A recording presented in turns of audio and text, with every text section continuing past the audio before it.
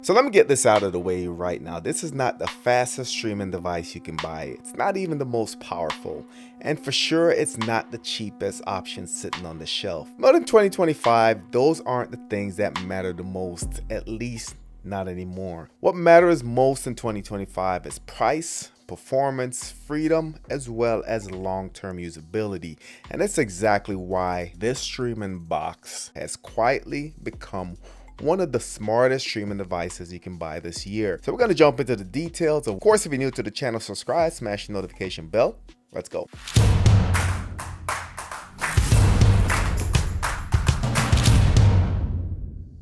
So streaming in 2025 looks very different than it did just a couple years ago. We've got devices that got more expensive, interfaces that got more cluttered. We got ecosystems getting locked down. Some companies are pushing updates that feels less like improvements and more like restrictions, while others are pushing hardware that's powerful but maybe way overkill for what most people's actually doing.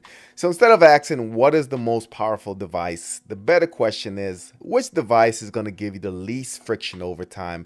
And that's where the On 4K Pro starts to make a lot of sense, at least for me. So let's talk about the price first, because this is where a lot of people are going to get surprised. The On 4K Pro typically sits between $35 and $45. Of course, this is going to depend on what sales are being presented.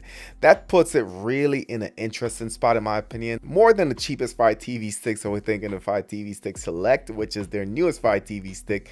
And if you haven't seen my videos on that, go ahead and I'll link some. But this also falls lower than some of the premium Fire TV stick like the 4K Max. Again, this is all dependent on what sales are being presented. So this is going to be less expensive than the premium boxes. And when I say that, I'm thinking of the Nvidia Shield TV, the Apple TV 4K, even a box like the Google TV, which lands around $100. I find put in that premium category just because of the price point. So right in the sweet spot is where you expect compromise, but don't really get many. And here's the key. This doesn't feel like a $35 device. The build quality is solid, the remote is decent, and the performance is consistent. You're not just buying cheap, but you're also buying efficient. So let's jump into some of the standout features. First, built-in Google Assistant speaker. This is the underrated feature because I feel like we haven't seen this on many boxes. Maybe the Fire TV Cube, but that's also higher in the price range. The On 4K Pro has a built-in Google speaker. This means it works even when your television is completely off.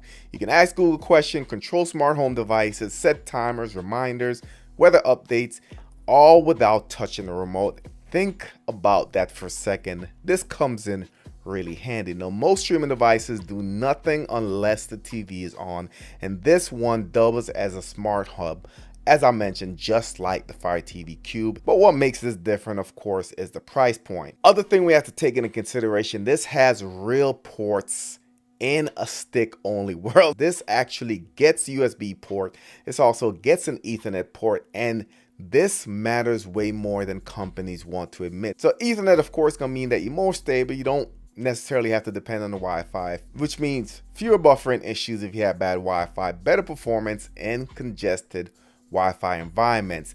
USB port means that you can easily add your accessories, your keyboard, your mice, USB drives, and you can expand storage a lot easier. Most streaming sticks remove ports to save space and save costs, but On 4K Pro goes in the opposite direction, being in that price point and having all these additional ports. Let's jump into the user interface of this device. So we know that hardware doesn't mean a lot much without good software running in the background. On 4K Pro runs the polished Google TV experience.